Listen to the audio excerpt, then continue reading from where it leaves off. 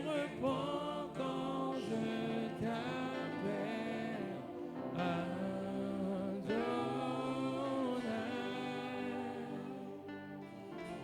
Créateur de toutes choses. Adonai,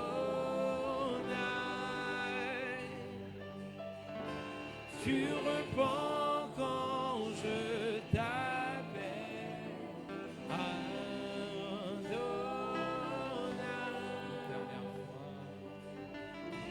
Créateur de toutes choses. Adonai,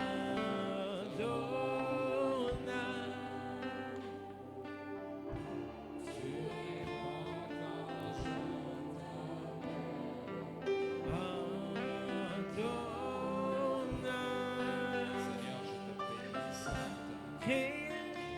Parce que ce temps est le tien, Seigneur. Merci parce que tu veux parler à nos cœurs.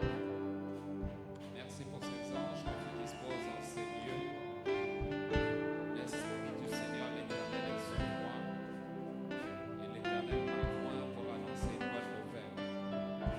C'est pourquoi, Seigneur, je me dispose à toi. Que toute pensée soit rendue captive à l'obéissance du Saint-Esprit. Père, merci pour tes bontés. Merci pour ta fidélité. Sois loué au nom de Jésus. Acclame pour le roi des rois.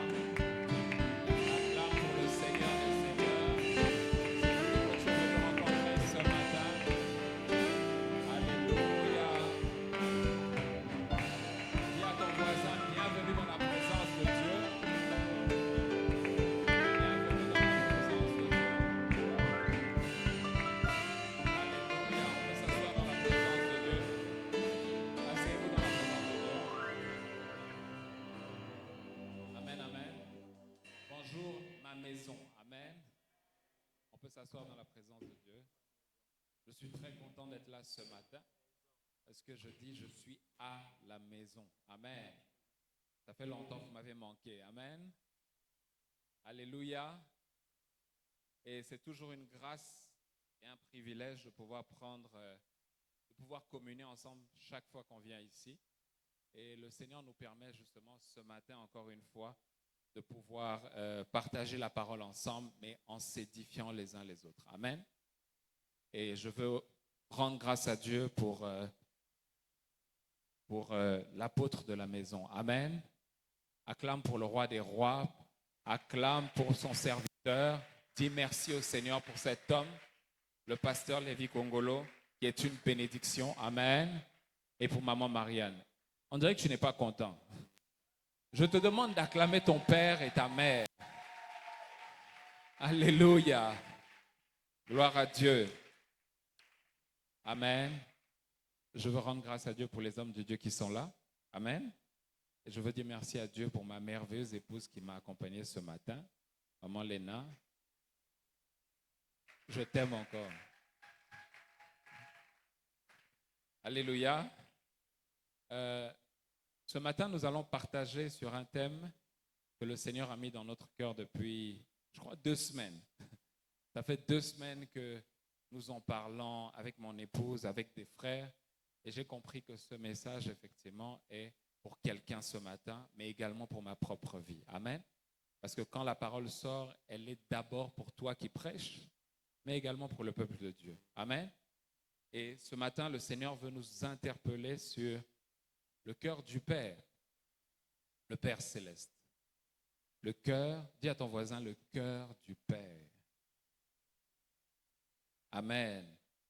Et ce message ne m'interpelle pas moi seulement, il t'interpelle toi en tant qu'enfant de Dieu, en tant que fils de Dieu, en tant que serviteur de Dieu. Parce que très souvent, nous murmurons et nous nous posons des questions. Pourquoi telle ou telle chose? Pourquoi Dieu a permis ces choses? Pourquoi cette chose est arrivée dans ma vie? Pourquoi, Seigneur, tu me fais autant de mal? Il y a un homme comme toi qui s'est posé également la question, et la Bible parle de Job, qui à un moment de sa vie a eu des challenges dans sa vie. Il a eu des difficultés. Et dans le récit, on voit combien de fois ce n'est pas Dieu qui était à la base, qui était l'orchestrateur, non. Amen. Ce n'est pas Dieu qui a exécuté toutes ces choses, puisque c'est Satan que Dieu a autorisé. Pourquoi? Parce qu'il voulait montrer à Satan que son serviteur Job avait une foi ferme et qu'il l'aimait de tout son cœur.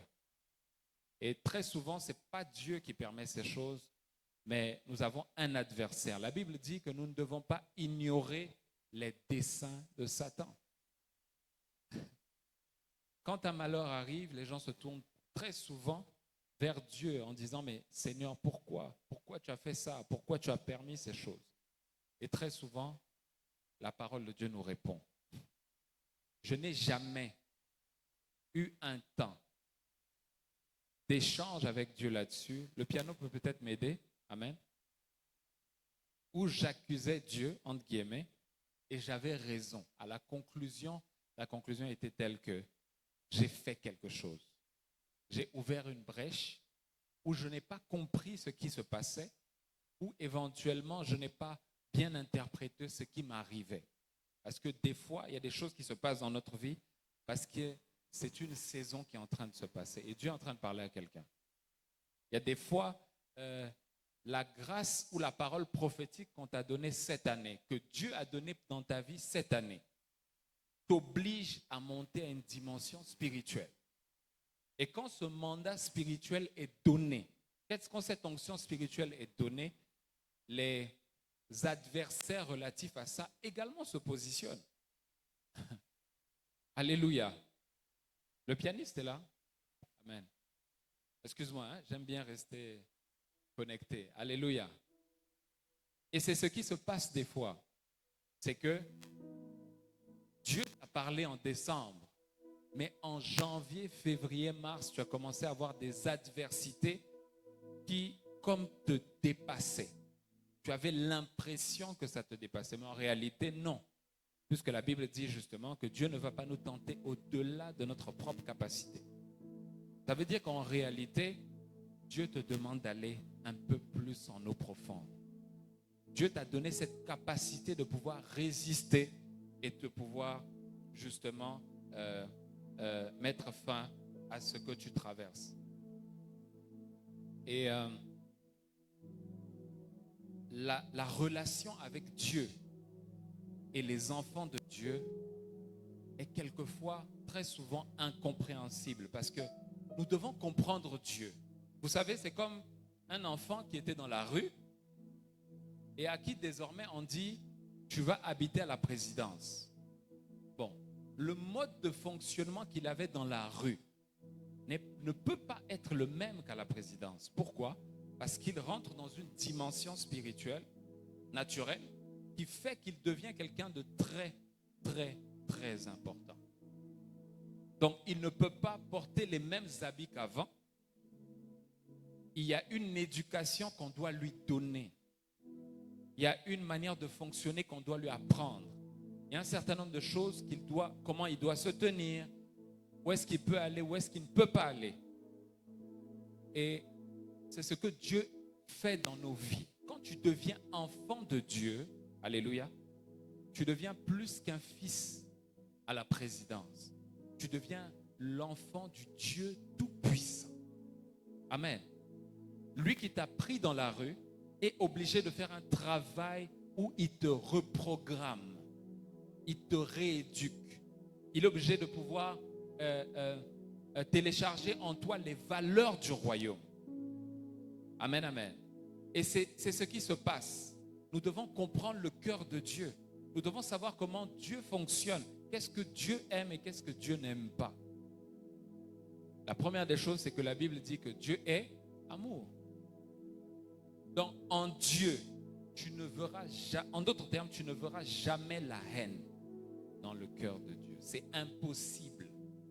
Tu ne verras jamais Dieu murmurer contre le berger Réma. Ce n'est pas sa nature. Dieu ne peut pas vouloir du mal vis-à-vis de son enfant. C'est impossible parce qu'il est amour. Amen. Donc, nous devons comprendre que la première des choses qui est en Dieu, c'est son amour. Il est amour. Mais nous allons illustrer, en fait, prendre un cas ce matin qui va nous aider à comprendre comment Dieu marche et ce que Dieu attend de toi et de moi afin justement de faire face ou de surpasser ces adversités. Le cas, c'est le cas effectivement de David. On va lire ensemble dans le psaume 78, 78, verset 70. Excusez-moi, je suis des deux bords. Hein? Je suis francophone de France et francophone de Belgique. Amen. Amen. Donc, dans le psaume 78, la parole de Dieu dit, 78, verset 70, la Bible dit, il choisit David, son serviteur, et il le tira des bergeries. Il le prit derrière les brebis qui allaitaient pour lui faire paître Jacob, son peuple. Donc il parle d'Israël. Et Israël, son héritage. Au verset 72, il dit, et David dirigea avec un cœur intègre et les conduisit des mains intelligentes. Amen. Que Dieu bénisse sa parole. Le Seigneur est en train de nous dire que l'homme qu'il a appelé l'homme selon son cœur était quelque part. Lui, Dieu, a permis qu'il soit né d'une famille qui s'appelle la famille d'Ésaïe et qui avait 8 fils. Et parmi ces 8 fils, le père d'Ésaïe décide de lui dire, écoute fils, tes frères vont aller faire l'armée, mais toi, je t'envoie derrière les brebis. Jamais on ne va voir dans les récits de David que David se plaignait. David murmurait. Non, David ne faisait pas ça. On voit un homme qui, et Dieu dit qu'il était l'homme selon son cœur. Et il l'envoie, il devient quoi? Il devient le berger, pendant que les autres sont positionnés à être de grands soldats, de grands généraux, de grands officiers. Mais lui, David, on lui dit non. Comme tu es le dernier, tu vas suivre les brebis. Tu deviens berger. Mais c'est cet homme qui n'avait rien d'un soldat, qui n'a pas suivi de formation militaire, qui n'a pas fait d'école. Dieu parle à quelqu'un. Qui n'est pas allé loin dans les études. Aujourd'hui, on sait que si quelqu'un doit être directeur d'entreprise, on va te dire qu'il faut aller à l'école, il faut faire ça. C'est très bien. Il faut passer les échelons et tout ça. Mais on a un homme ici qui n'a pas connu ça. Amen. On le prend, on l'envoie à la bergerie. Toi, tu gardes nos ressources. Donc, ça veut dire que la bergerie, c'était où il y avait des bergers et il y avait des brebis. Et les brebis qui étaient là étaient à son père. Alors, David, on le garde là-bas pendant des années. Mais Dieu se rend compte d'une chose, c'est qu'il est en train de chercher pas des soldats. Il n'est pas en train de chercher des gens qualifiés. David va, il reste le berger. Et là où il est, les bergers, on sait que ce que les brebis font, elles font des déchets, elles mettent bas. Quand il faut mettre bas, il faut les nettoyer. Il faut prendre soin des enfants. Donc tous les jours, David avait un parfum qui était le parfum des brebis. Il avait une mauvaise odeur, entre guillemets, aujourd'hui. Si tu t'approchais de ce grand roi David, il n'avait ni éclat. Il n'attirait personne. Rien, ni personne. Puisqu'il était très loin. Toute la journée, il veillait sur les brebis. Il faisait des kilomètres. Et c'était sûrement beaucoup de brebis. Mais David était seul. David n'a pas murmuré. David ne s'est pas plaint. David n'a rien dit. Il a continué à faire cela fidèlement. Mais un jour, un roi qu'on appelle Saül, qui était avant David, a déçu Dieu. Il n'a pas attendu Dieu. Il n'a pas suivi le processus et les instructions de Dieu. Et Dieu l'a écarté. Dieu l'a disqualifié. Et Dieu se met à chercher un roi. Et on comprendra en fait que David, au travers de sa marche, quand il est berger, qu'est-ce qu'il fait? Il développe des capacités. Des capacités à gérer des gens. Lui, c'est pratique, c'est pas à l'école. Il n'a pas fait de théorie, il est rentré dans la pratique. Il s'occupe des brebis. Il peut se faire l'accueil, il peut nettoyer les chaises, pourvu que c'est Dieu qui l'ait mis là-bas. Il continue à le faire. On l'insulte, ses frères le dénigrent, il ne le considère même pas. Mais il ne murmure pas, il ne se plaint pas. Et il continue sa marche.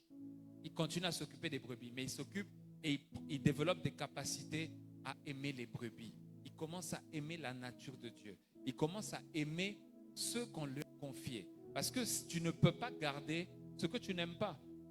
Tu ne peux pas protéger si tu n'as pas d'amour pour la personne. Amen, amen. David développe l'amour. Il développe la compassion vis-à-vis de ses brebis et il apprend à les gérer. Il devient un bon berger. Alléluia. Et dans ses capacités, Dieu voit le cœur de David. Parce que la parole de Dieu dit que Dieu regarde à quoi? Dieu regarde au cœur. Dieu n'est pas intéressé à comment David s'habille. Dieu n'est pas intéressé à ce qu'on dise que je cherche un roi, il est déjà habillé comme un roi, il s'habille très bien, il investit dans ça et que dans ça, quand on le voit comme ça, c'est un bon chef. Dieu n'est pas intéressé à ça. Dieu n'est pas intéressé aux premières places, à ceux qui se battent. Il dit justement que quand tu rentres dans une assemblée, tu fais quoi? Tu vas t'asseoir à la fin, amen, à l'arrière. Et si on t'invite, tu viens. Mais celui qui est devant et derrière, qu'est-ce qu'ils reçoivent? Ils reçoivent la même nourriture. Amen. Donc, David était monsieur tout le monde. Même peut-être pire. Il sentait mauvais. Mais Dieu regarde. Il regarde pas seulement dans la famille d'Ésaïe. Il regarde dans tout Israël. Vous vous rendez compte? Dans une nation comme la RDC, Dieu jette les regards et son regard tombe sur un homme qui a un cœur selon le cœur de Dieu. Pourquoi? Parce que la Bible dit que Dieu regardait à son cœur. Et Dieu dit quoi? Il dit que lui, il cherche David et qui? L'homme selon son cœur à lui, Dieu. En d'autres termes, quand Dieu regarde le cœur de David reflète sur le cœur de Dieu. Alléluia. David avait le cœur qui plaisait à Dieu. Non, David avait le cœur de Dieu. Il a développé cette capacité comment? Dans les petites choses qu'on lui a confiées. Il le faisait sans murmurer, sans s'inquiéter. Pourquoi moi? On est nombreux ici à l'église. Pourquoi moi? On me donne ce petit travail. Pourquoi on me garde à cette petite position? Pourquoi on me demande de faire telle ou telle chose? Pourquoi ce n'est pas moi qui suis passé aux élections? Il y a un temps pour Dieu. David n'était pas pressé. David n'avait même pas de calcul en tête. En se disant qu'un jour, il allait être roi d'Israël. Amen. Alléluia. Et quand David est suscité, qu'est-ce qui se passe? La nation d'Israël est divisée. Et il est le roi qui va emmener la consolidation de la nation en une seule. Amen, amen, amen. Alléluia. Dieu est en train de parler à quelqu'un ce matin. Tu te poses des questions sur pourquoi on te met à telle ou telle position. Pourquoi tu n'as pas ça ou telle chose? Dieu, mais la personne qui t'a placé là-bas, ce n'est pas un homme. C'est le processus de Dieu. C'est le processus de Dieu. Tu dois apprendre à passer étape par étape. Tu ne peux pas aller avec Dieu, être qualifié. Tu vas recevoir des prophéties, oui. C'est toi le prophète, oui. C'est toi l'apôtre, oui. Mais il y a un processus. Parce que Dieu va dire cela, mais il va regarder à ton cœur. Amen, amen.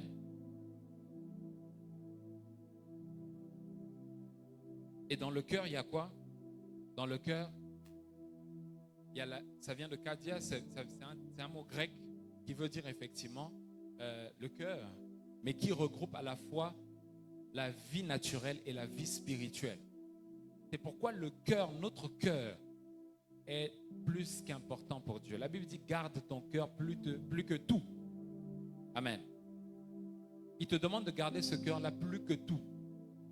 Parce que dans le cœur en lui-même, dedans tu trouves la nature, la vie naturelle et la vie spirituelle qui se croisent là-bas. Dans le cœur, tu trouves l'esprit, l'âme et le corps. C'est le lieu de jonction. Si ton cœur est mauvais, Dieu te disqualifie. Si ton cœur est bon, Dieu te qualifie. Donc David, dans sa marche, évolue, mais un jour Dieu dit que cet homme, je le veux. Ce qu'on va faire maintenant, c'est de comprendre, mais qu'est-ce que Dieu a trouvé dans le cœur de David?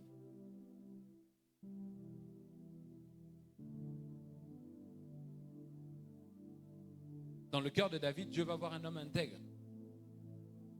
L'intégrité. L'intégrité, c'est ce que je disais tout à l'heure, c'est la capacité à ce que son père naturel lui confie une tâche et que David décide de ne pas se détourner de cette tâche-là. Il décide de se dire, ok, il m'a demandé de m'occuper des brebis, je vais le faire, mais je ne vais pas murmurer. C'est ce que Dieu cherche. C'est ce que Dieu regarde. Il regarde à l'intégrité de David. Il a un cœur de sacrifice. David ne pensait pas à ses propres intérêts. Quand il allait s'occuper des brebis, il savait que les brebis n'étaient pas les siennes, que c'était l'œuvre de son père, que c'était le ministère de son père, que c'était l'entreprise de son père. Mais il s'est dit, je vais le faire par amour pour mon père. La deuxième qualité, il avait un cœur de sacrifice. Dans le cœur, pour avoir un cœur selon le cœur de Dieu, il faut avoir d'abord l'intégrité par rapport à ce que Dieu te dit, mais également ce que Dieu va mettre au devant de toi afin de pouvoir leur obéir. Vous savez, des fois, les gens rencontrent beaucoup de prophètes. Les prophètes prophétisent et leurs prophéties sont authentiques. Mais ce qui fait que tu ne rentres pas dans cette prophétie, la prophétie a un temps. Amen. C'est ce que la Bible dit. Et il te demande de pouvoir attendre cette prophétie. Mais si ton cœur n'est pas selon le plan de Dieu, la prophétie va tourner autour de ta tête, mais elle ne va jamais s'accomplir sur ta vie. Et comment Dieu va faire pour te tester ou te mettre à l'épreuve? La Bible dit mettre à l'épreuve. Il va t'envoyer et te pousser à pouvoir être sous l'autorité ou sous le leadership de quelqu'un. Parce qu'il va se dire, si tu ne peux pas obéir au Dieu que tu ne vois pas, si tu ne peux pas obéir à l'homme que tu vois, tu ne pourras pas obéir au Dieu que tu ne vois pas. Ce n'est pas possible. Quand tu auras ton appel et ton ministère, si tu n'es pas fidèle, intègre à ses pairs, à ses leaders ou à ces personnes avec qui tu travailles aujourd'hui, quand tu prendras la position ou que tu feras ton ministère ou seras dans ton œuvre, tu ne pourras pas être fidèle à Dieu. Ce n'est pas possible. Les gens pensent effectivement que lorsque Dieu parle, il est obligé d'exécuter. Mais il l'exécute selon sa parole. Dieu même parle au travers des animaux. C'est-à-dire que Dieu continue à prophétiser. Il prophétise même sur des païens. Mais pour que la prophétie s'accomplisse, ton caractère doit être transformé. Dieu regarde à ton caractère. Il a dit peut-être que tu es un homme d'affaires, très riche, c'est vrai. C'est très vrai. Mais seras-tu capable, après cette richesse, de rester au pied de Dieu? Seras-tu capable de pouvoir rester fidèle? Si le père ou le leader qu'on t'a mis devant toi, tu n'arrives pas à te soumettre à ses instructions sans murmurer. Vous savez, maintenant, il y a des murmures assez subtils. Hein? Vous allez voir, vous parlez avec quelqu'un et puis la personne vous dit, mais je l'aime beaucoup, hein, mais elle est dure de caractère. Et je fais avec. Tu vas murmurer, tu vas pécher devant Dieu. Parce que tu n'as fait qu'exprimer ce qui était dans ton cœur. Tu n'as pas fait quelque chose d'autre. Ah, tu sais vraiment, c'est quelqu'un de bien, mais il n'est pas facile. Qui a déjà écouté ça? Même moi, j'ai dit ça. Ne fais pas comme si tu es un saint qui est descendu du ciel. Alléluia. Amen. Dieu veut guérir quelque chose pour que ta vie avance. Amen. Ce message n'est pas un message pour te promettre beaucoup de choses. C'est un message pour changer ton caractère. Et changer mon caractère afin que ma vie évolue selon le plan de Dieu.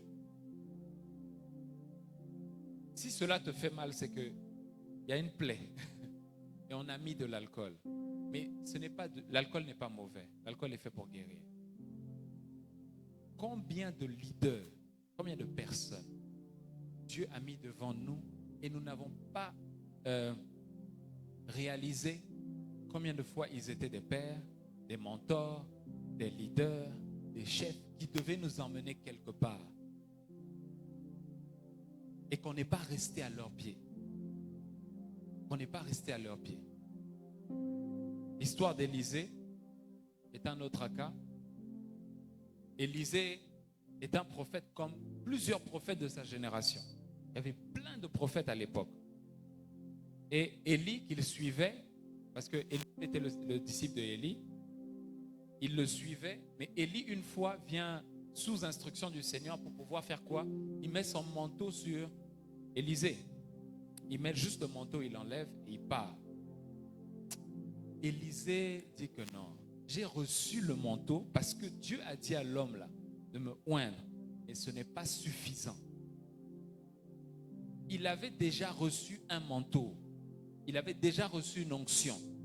Mais Élisée savait que ce qui allait garder sa vie, c'est de savoir comment cet homme marche avec Dieu. Et de marcher fidèlement comment cet homme a marché avec Dieu. Alors Élisée décide de faire quoi? Il dit à Élie, il faut que je te suive. Il faut que je te suive. Il dit, ok, rappelle-toi de ce que tu fais. En d'autres termes, ce que tu fais est bien. Parce que moi, je t'ai oint et maintenant tu me suis. Tu fais très bien. Ils marchent, ils évoluent et Élisée fait quelque chose. La Bible dit qu'il était en train de labourer. Et pendant qu'il était en train de labourer, c'est à ce moment-là qu'il croise Élie et Élie le oint. Il prend les deux vaches qu'il avait, qui lui permettaient de labourer, il les offre en sacrifice à Dieu. Amen. La vache était un instrument, c'était une richesse à l'époque. Ça te permettait de labourer la terre. Mais Élisée dit qu'à ce moment, j'ai trouvé quelque chose de beaucoup plus grand que les richesses terrestres. Il y a un homme qui va m'aider à rentrer dans ma destinée. Amen, amen. Et Élisée le suit. La Bible dit qu'il l'a suivi toute sa vie. Et vous savez, Élie n'était pas quelqu'un de facile. C'était un homme de caractère. On voit comment il a défié des rois. Donc imaginez l'autorité spirituelle qu'il était. Comment il pouvait être des fois tranchant. Mais jamais on ne voit Élisée en train de se plaindre. Qui suis-tu? Dieu te parle ce matin. Qui est-ce que tu suis? Parce que c'est un bâton. C'est une transition. C'est une course de fond. Ce n'est pas une course de vitesse. Parce que notre objectif, c'est Christ. Alléluia. Oui, notre objectif, c'est Jésus, c'est d'arriver au ciel. C'est Christ notre objectif. Mais si tu te perds sur le chemin, tu ne trouveras pas le chemin. Tu peux rater ta destinée. Et tu peux même aller en enfer. Alors Élisée décide de suivre Élie. Il marche après lui. Ils arrivent avec d'autres prophètes devant le Jourdain. Et Élie évolue et les prophètes le suivent. Une première chose se passe, c'est que les prophètes appellent Élisée de côté. Ils lui disent, tu sais, notre maître, ton maître. Ils ne disent pas notre maître, ils disent ton maître va être enlevé dessus de toi. Il leur dit, je sais, taisez-vous. Pourquoi? Parce qu'Élisée a décidé de ne pas critiquer son père et son leader. Il a refusé ça. Il a refusé de le faire dans le secret. Puisque la Bible dit qu'ils l'ont appelé, ils n'ont pas approché Élie. Ils ont approché Élisée et ils lui ont parlé. Tu sais, on a reçu de Dieu que ton père va être enlevé de dessus de toi. En d'autres termes, tu vas te retrouver seul. C'est toi qui suis le Père. C'est toi qui es tout le temps avec lui. C'est toi qui évolues avec lui. Et tu ne veux pas le lâcher. On a l'impression qu'il n'y a que lui dans ta vie. Il leur a dit, taisez-vous. Je refuse de m'asseoir avec vous. C'est notre Père à tous, mais je refuse d'être sous malédiction par Dieu parce que je me suis assis avec vous pour critiquer mon Père. Je refuse. Des fois, Dieu nous permet de voir les faiblesses de nos pères. Des fois, il permet. Mais qu'est-ce que tu en fais? Des fois, tu vois des difficultés. Qu'est-ce que tu as fait? Est-ce que tu es venu t'asseoir pour dire, papa, maman, même à la maison, hein? Comment on fait ça, comment on peut faire pour résoudre? Je pense que nous pourrions faire ça. Vous savez, un père, une mère, un leader, n'importe qui, aime être encouragé, aime être soutenu, aime être accompagné. Même si tu n'as pas la solution, le fait simplement que tu sois là est une bénédiction. Et Dieu regarde à ce cœur. Et Élisée arrive devant le fleuve. Ils arrivent quand il laisse les prophètes, il arrive avec son père. Ils arrivent devant le Jourdain. Le Jourdain, c'est comme un obstacle. L'obstacle se présente. La Bible dit que les autres prophètes, les 50, les ont suivis. Mais ils se sont arrêtés. Quand ils sont arrivés devant le Jourdain, il n'y avait que Élie et Élisée. Vous êtes 50, donc 51 prophètes avec Élisée. Mais il n'y a qu'un seul qui suit le Père dans ses difficultés, dans ses défis, face à cet obstacle. Il est arrivé où Élie était obligé d'aller voir des rois pour leur parler de la part du Seigneur. Et ce n'était pas des messages tendres, c'était pour les reprendre. Et la seule personne qui l'accompagnait, c'était Élisée. Parce qu'il a dit qu'il ne va pas quitter son père. Des fois, le Seigneur lui disait, Élie lui disait, Père, fils, ici tu me laisses. Parce que je dois aller parler à telle personne. Je dois aller à tel ou tel endroit. Il dit, jamais. Parce que tu es mon Père. L'Éternel est vivant. Ton âme est vivante. Tant que tu es sur terre, je ne t'abandonnerai pas. Bien aimé, la vie chrétienne n'est pas une carrière. Ce n'est pas une carrière. Ce n'est pas une carrière. Tu ne sers pas Dieu parce que tu n'as rien à faire. C'est une vie. Quand je dis de servir Dieu, ce n'est pas les serviteurs de Dieu. Nous tous ici. Parce qu'il y a le stade de l'enfant et le stade du fils. Quand tu es enfant, on prend soin de toi, mais à un moment, tu dois grandir, n'est-ce pas? Et quand tu grandis, tu dois devenir fils. Le fils, c'est quelqu'un qu'on peut envoyer, quelqu'un qui est utile au royaume des cieux, quelqu'un qui bénit le peuple de Dieu. Amen, amen. Mais dans la dimension de fils, tu deviens un serviteur. Tu deviens quelqu'un d'utile. Et Élisée reste fidèle à Élie. Ils traversent ensemble le Jourdain. Les autres prophètes les ont abandonnés. Élie traverse le Jourdain avec Élisée. Il passe et Élie lui demande, mais fils, depuis que tu me suis, qu'est-ce que tu veux? Il dit, en d'autres termes, il dit que l'onction qui est sur toi, je la veux en double. Mais cela peut également vouloir dire que la grâce ou la mission que toi tu devais accomplir totalement, moi ton fils, je te tiens la main et je vais l'accomplir parce que Dieu t'a appelé. Je ne sais pas si on se comprend. Je décide de m'associer à toi afin que l'onction qui est sur ta vie, celle qui est sur moi, soit utile pour l'œuvre à laquelle Dieu nous a appelés. Alléluia.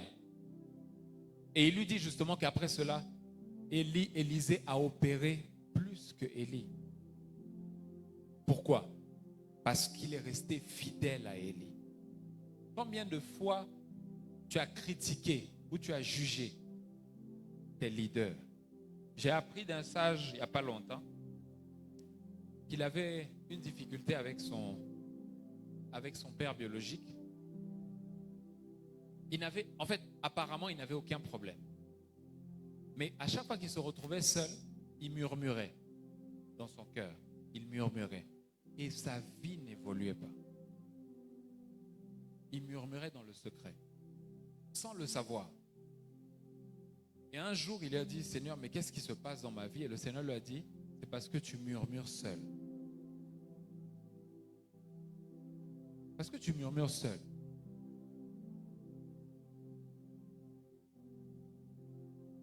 Bien-aimé, le message personnel, ce n'est pas un message de masse. Dieu est en train d'emmener cette église dans une autre saison. Et vous pouvez le voir au travers de son serviteur. Pour savoir dans quelle saison on se trouve, vois seulement le berger, vois le leader. Alléluia. Est-ce que tu vois l'onction ou la grâce qui accompagne cet homme? Moi, en tout cas, moi, je vois. Je suis connecté et je vois. Et je la vois grandissante. Mais des fois, j'ai l'impression, on est en famille, amen. J'ai l'impression que vous ne courez pas assez près du manteau. Des fois, le manteau, c'est, papa, tu as combien de chaussures à nettoyer?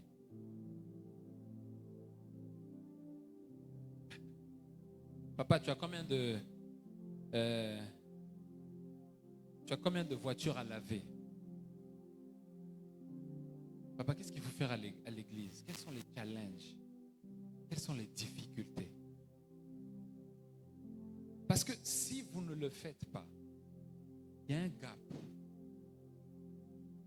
Alléluia. Dieu veut voir son œuvre et ses enfants évoluer. Le but n'est pas l'œuvre en elle-même, mais c'est ta vie qui doit évoluer avec l'onction qui conduit ce ministère. Amen, amen. Tu dois davantage te rapprocher. Tu dois davantage avoir un cœur attentif. Si Dieu t'a emmené dans cette église ou dans cette œuvre, tu dois avoir un cœur disposé à ce qui s'y passe positivement, pas pour critiquer. Non. Moi, j'ai nettoyé les chaises. Je crois que je l'ai dit ici une fois. Parce que Dieu m'a dit va nettoyer les chaises. Mon père spirituel, Papa Karambéry, des fois, c'était difficile avec mon épouse, mais Dieu dit suivez-le. Il va en mission, on part avec lui. Dans des endroits où ça coûtait des fois cher. Mais parce que Dieu t'a dit, il va pourvoir. Alléluia. Alléluia. Pourquoi? Parce que Dieu a dit, suis-le. Va dans telle ou telle direction. Fais ces choses. Il y a des choses spécifiques relatives à ça. Cette église doit avoir son bâtiment. Il devait l'avoir depuis 2 ans. Amen, amen. Je suis en train de te parler de la part de Dieu. Dieu m'a dit pendant que j'étais assis ici, ça devait déjà faire 2 ans que l'église devait avoir son bâtiment. 2 ans. 2 ans. 2 ans. Mais le problème, c'est que des fois, son serviteur est seul.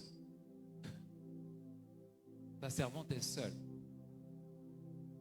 Pourquoi un bâtiment? On reçoit déjà la parole.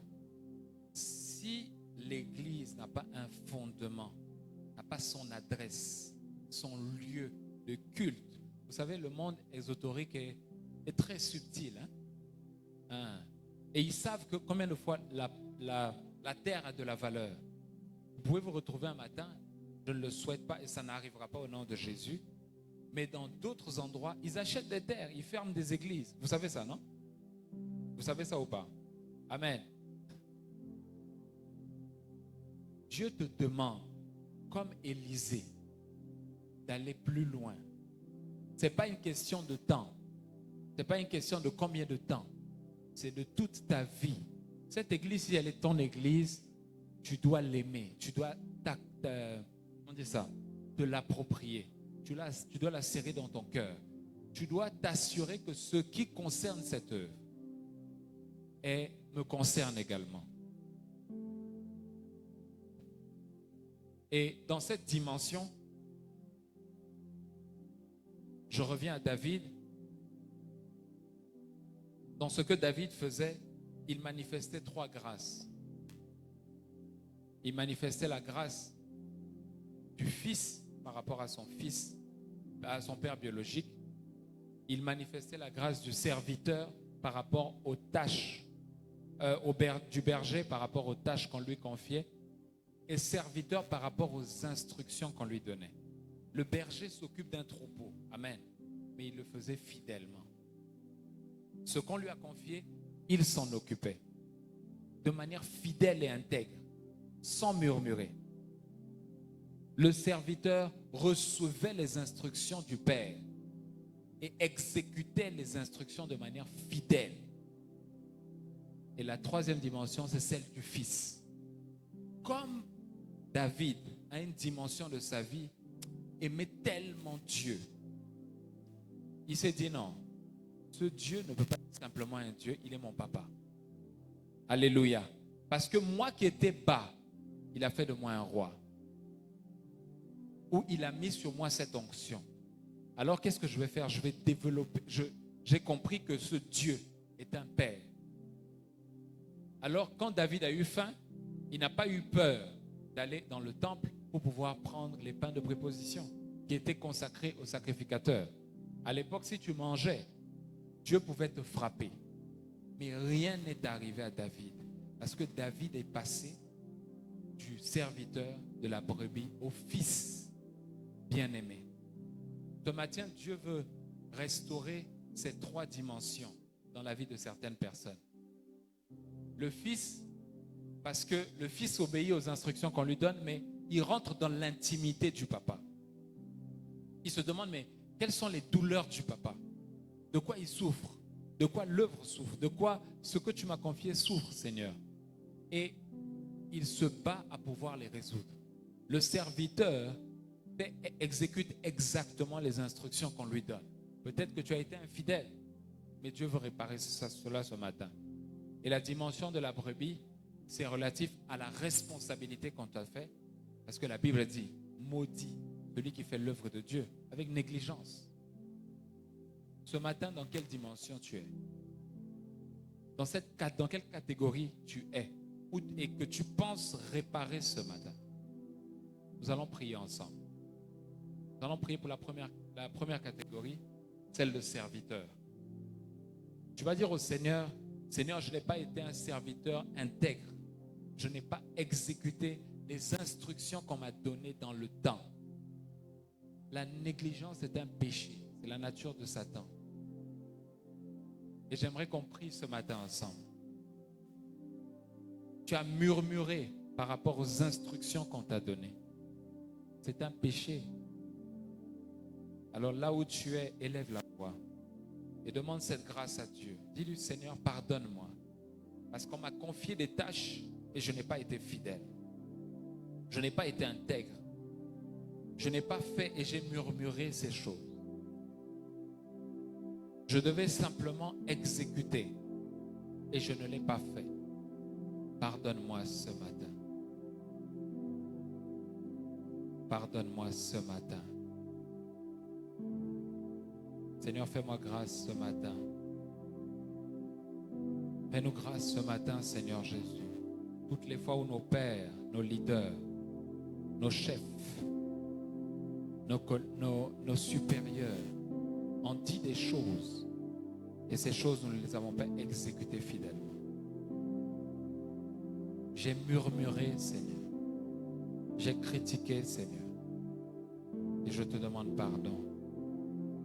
Je te demande pardon, Seigneur. Fais grâce, Papa.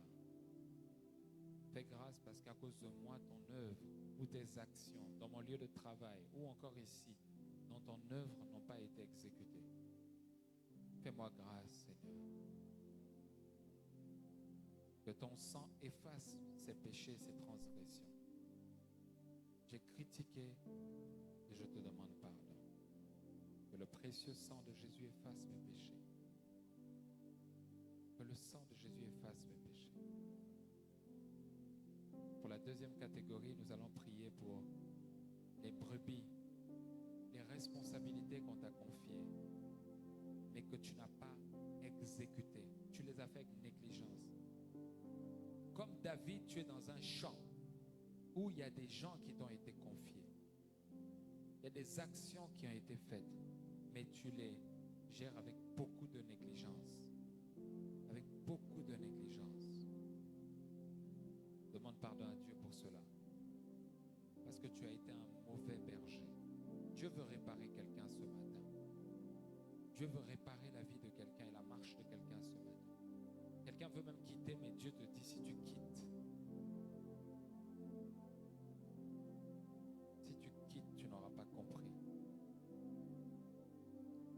Seigneur, fais grâce, guéris les cœurs.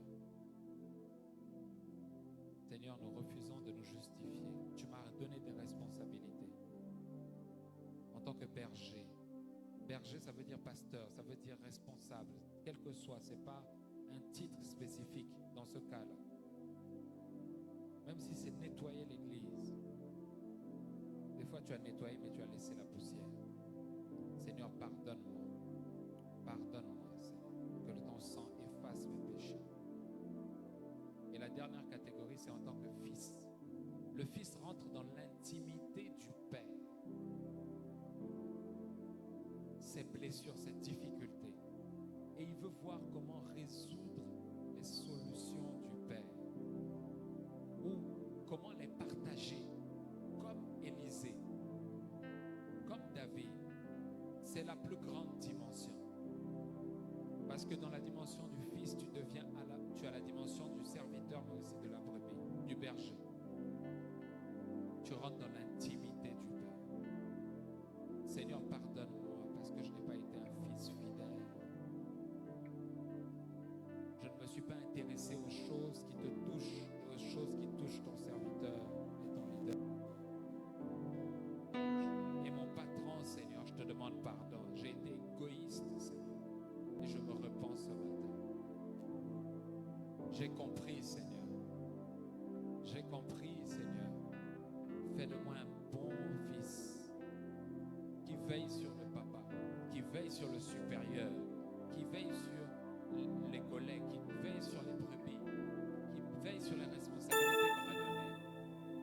Seigneur, fais grâce. Seigneur, fais grâce. Et pendant que nous prions, étends les mains parce que je vois de l'huile fraîche que Dieu dépose dans ta main. Il y a une huile que tu as quittée, mais Dieu veut la ramener ce matin. Il veut la redéposer dans ta vie ce matin.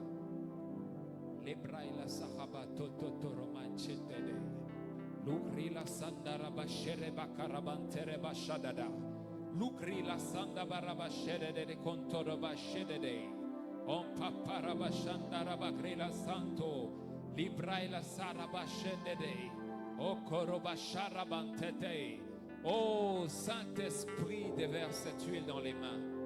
Afin que les mains sèches, que les mains qui étaient sèches reçoivent une nouvelle huile.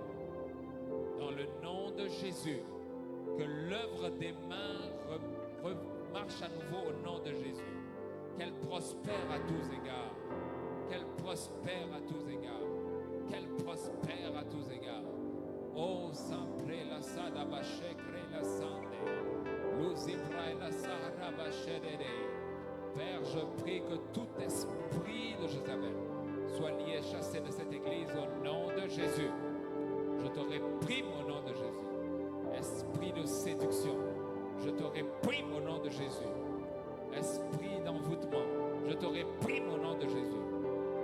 Laisse partir le peuple de Dieu.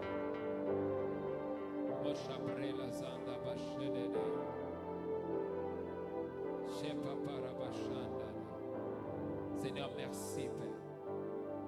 Merci Papa. Rocha barabashele les ekrai la sande rebai. Opre la zarabashe krai la sande. Oriba bre la zarabashele les ekrai la santada. Oh, shaba bre la sande. Merci Seigneur. Merci Seigneur.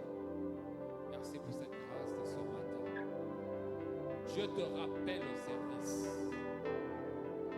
Il y a des gens qu'on va rappeler au service. Il y a des gens qu'on va redonner pour donner de nouvelles positions. Parce que tu as décidé de te repentir et de marcher dans cela. Mais Dieu te dit, David a été oint 3 fois. David a été oint 3 fois. Alors ne te presse pas. Prends ton temps et marche derrière Élie. Ainsi dit l'Éternel. Merci Père.